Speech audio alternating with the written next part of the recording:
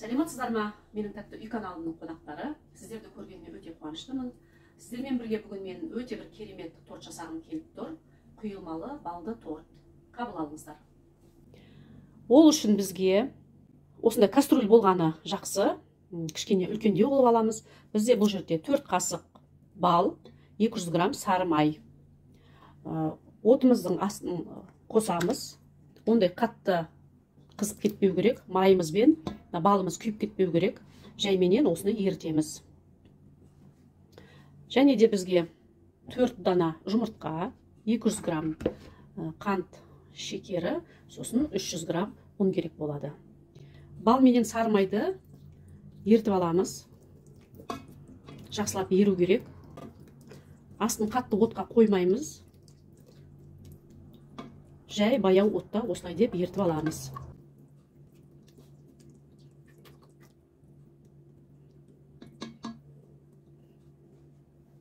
Кастрюліңізді кішкене үлкендеу қылып ала беріңіз, өйткені қазір бұл бал менен май ерігеннен кейін біз бұған сода қосамыз. Сол сода қосқан кезде бұл 3 есе 4 есеге дейін көтеріледі. Сондықтан кастрюліңіз кішкентай болып, кастрюліңізден тасып кетіп жүрмесін.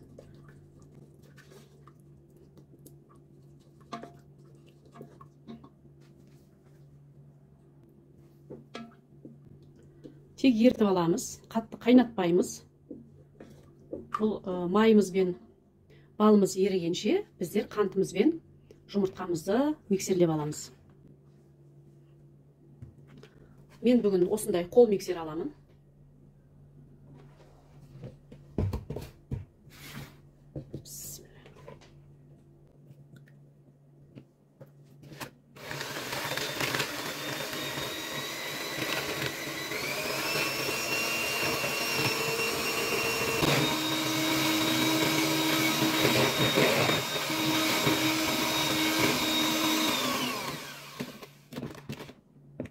Қанты езілгенше осындай аппақ қылып араластырып аласыздар.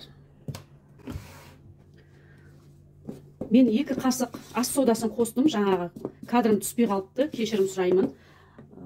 Осындай ас содасынан 2 шай қасық қостым.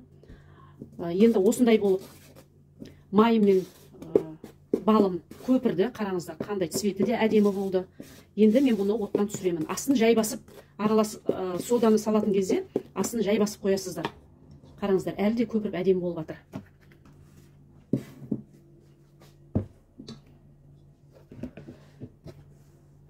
Енді мынау жаңағы жұмыртқамызды тағы да бір рет араластырып аламыз. Астында қалып қойған қанттар болса ертіп аламыз. Бізде қанты бәрі жақсы еріпті. Енді қараңыздар, осы кастрюльге араластырып тұрып, мен жаңағы жұмыртқамен араластырған қантымды құямын.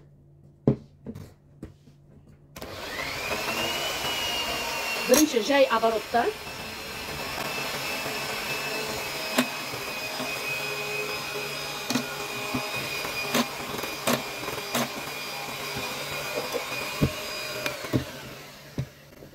Мыналарды салып жүрейін.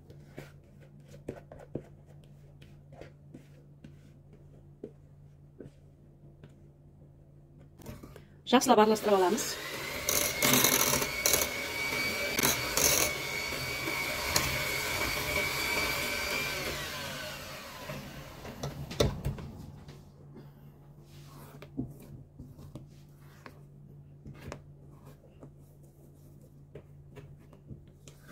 Астын қарап жатырмын, астында ештеме қатып қалған жоқ бекен деп.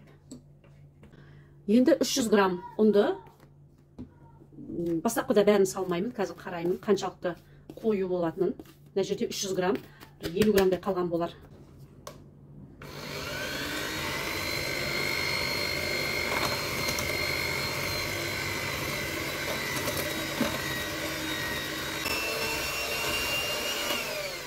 Сүйіп тау болып тұр, сондықтан мен қалған ұнымды түгелмен саламын.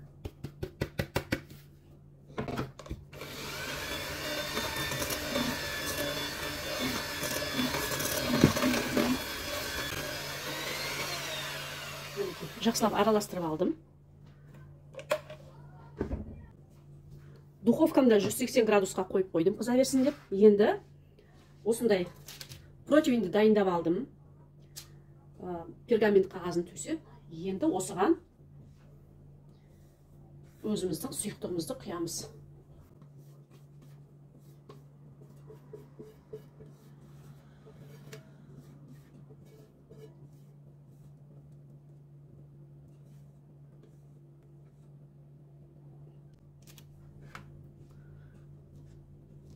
Енді мынау қамырымызды осылай деп противеніміздің жан-жағының барлығына өстіп жеткізіп жайып аламыз. Бұл торттың өте бір керемет жері осы. Біртіндеп жаңағыдай домалақтап, оны жайып тұрмайсыз. Өте оңай әрі жеңіл. Сол домалақтап пісіретін тортқа кететін ингредиенттер барлығы осы тортқа да кетеді.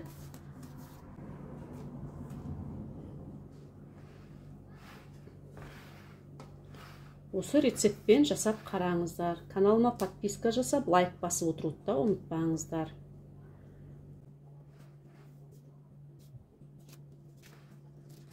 Қандай бал алсаңыздар да бола береді.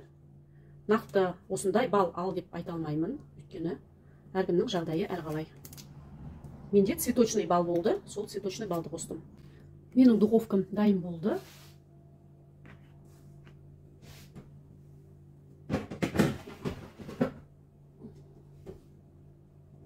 Нақты неше минутта пісетінін айта алмаймын. 10-12 минутта пісіп қалатын шығар. Біздің тортымыздың коржы піскен-піспегенін осылай деп духовканы жайменен ашып, үстінен басып көрсеңіздер де болады. Саусақтың ізі қалып жатса, әлі де піскен жоқ деген сөз. Сондықтан біз азғантай тақ күте тұрамыз. Міне біздің тортымыздың коржы пісті, қараңыздар. Енді саусақтың ізі қалмайды. Осылай деп білсеңіздер де болады. Енді бұны жақсылап суытамыз. Қазір мен бұны противеннен шығарып аламын. Мына ыстық затты столдың бетіне тікелей қойсам, бұның асты терлеп, суланып қалады. Сондықтан терлемесін деп мен осындай полотенцені төсеп қойдым. Қараңыздар, өте керемет көтеріліпті. Біздің енді тортымыздың арасына жағатын пропитка дейміз. Пропиткамызға сироп қажет болады. Енді сиропқа 100 грамм су, сосын 80 грамм қант керек. Және де азғантай ванилин қажет болады.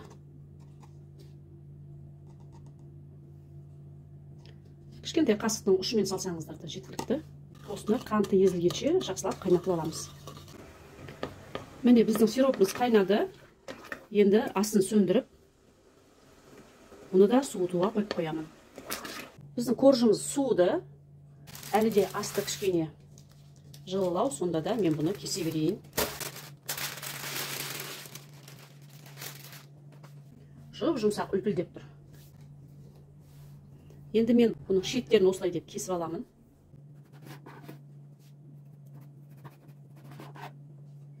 Сізде мұндай профессиональный пышақ болмаса, қазіргі барлық пышақтардың наборында осындай шеті осы ара сияқты пышақтар бар. Осындай пышақпен де пайдалана берсеңіз болады.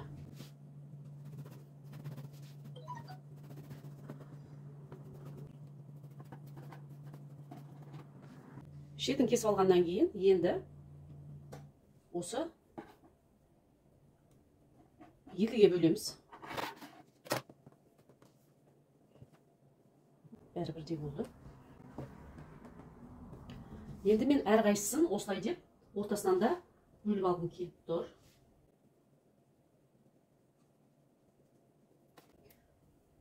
Осылай деп ашып қоямын. Өйткені аралары суы керек. Ортасы әлі де жылы екен, сондықтан әлі де суыту керек.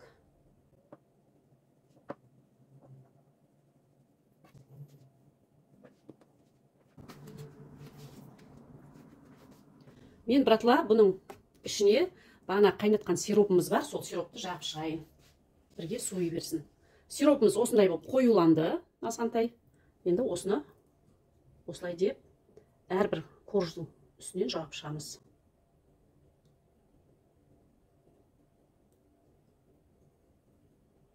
Бүгін менің кішкентай ислам немеремнің туған күні. Соған торт алып барайын деп, осы тортты пісіргім келді.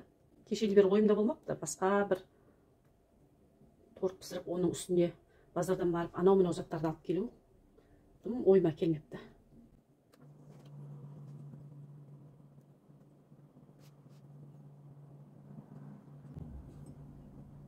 Сосын үйде қандай ингредиентім бар, қандай тортқа болады, сол ингредиентімен жасап жатырмын.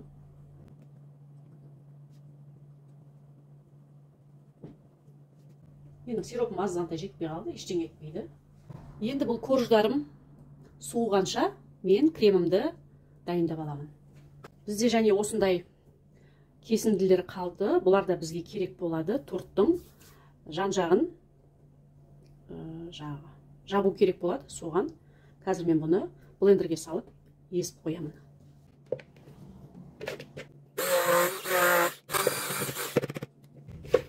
Міне біздің крошкамыз дайын болды. Осындай бәрі біркелкі әдемі болып шықты. Енді кремін дайындаймын. Менде осындай 33% сливки. Осыған 200 грамм қант ұнтағын қосамын. Мен 500 грамм сливка құйдым. Және де соған 200 граммдай қант ұнтағын саламын. Сливканы айналдырған кезде бірінші жай обороттан бастайсыздар. Кішкене сливкамыз қоюланғанша жай оборотта айналдырып тұрасыз. Сосын жайменен оборотын көтере беруге болады.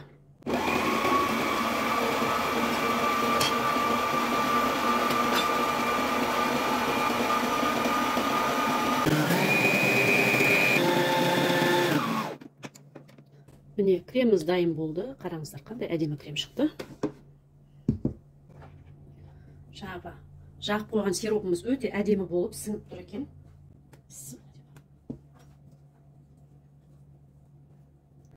Енді кремді онша қатты қалың қылмай және жұқа да қылмай 1 сантиметрдей болса болады.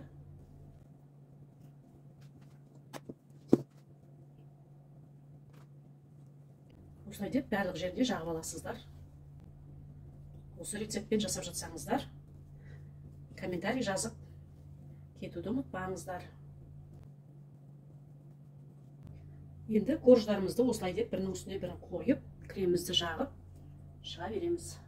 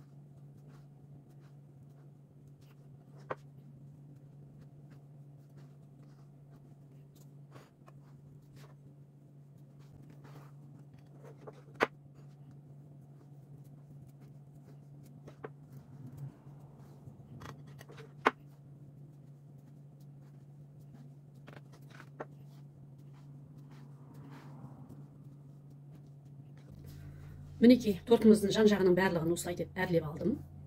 Енді мен бұл тортты 1-2 сағатқа морозильникке, яғни холодильникке қоя тұрамын. Әрлеуім әлі біткен жоқ. Мінекей достар, мен тортты морозильниктен шығардым, морозильникке қойдым. Холодильникте орын болмады.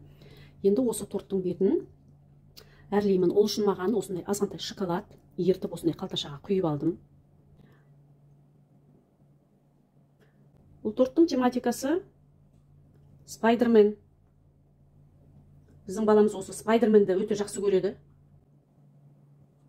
Өзінің жақсы көріп қарайтын персонажы. Менде де үйде осы Спайдерменге ғана әрлейтін заттар шықты. Сондықтан мен осы Спайдерменді жасап жатырмын.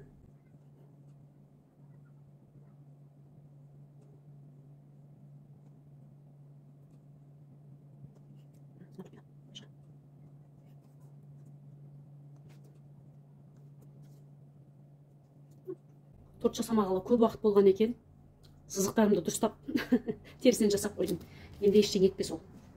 Енді менде осындай Спайдерменнің дайын осындай суреттері бар. Бұлар желінеді. Вафельная бумага дейді ғой, рисовая бумага дейма, сондайдан жасалынған, но съедобный. Енді осы Спайдерменнің біреусін бұлай деп отырғызамын. Бір Спайдерменіміз осылай отырады. Және де осындай екіншісі бар. Бұны осы бір жерге отырғызайын. Спайдермендеріміз жақсылап отырды. Енді осындай прозрачный гель бар для закрепления. Осындай суреттердің үстінен жағып қоятын. Қазір бұны жағамыз. Бұл гельге су араластыруға болмайды, су тегізуге болмайды. Су тисе, мынау суретіміз ағып кетеді. Шоколад сол бойда қатып қалды, өйткені торт морозильникте тұрды дедім ғой. Торт мұздай, сондықтан шоколадым қатып қалды. Оларды бізге еш кедергі жасамайды.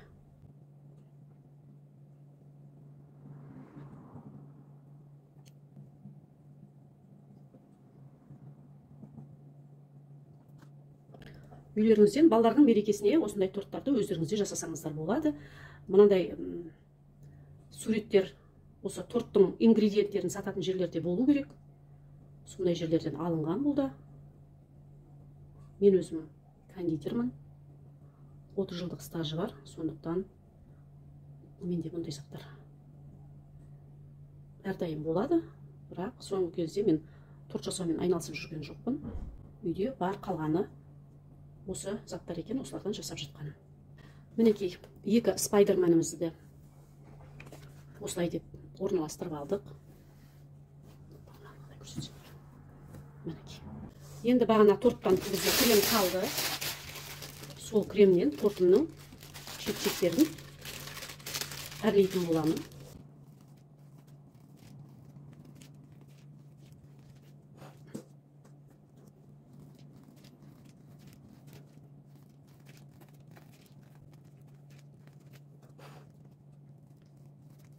Енді мен азғантай осындай қызыл краскаменен, кішкене бұл пищевая краска, кремнен азғантай бояп алдым. Енді мына жерге ислам деп жазатын боламын.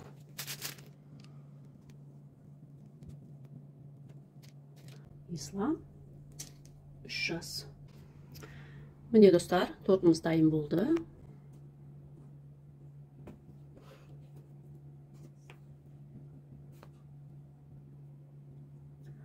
Осымен бүгінгі видеомыз аяқталды. Келесі кездескенше хош сау болып, аман болып тұрыңыздар. Шешіпіз.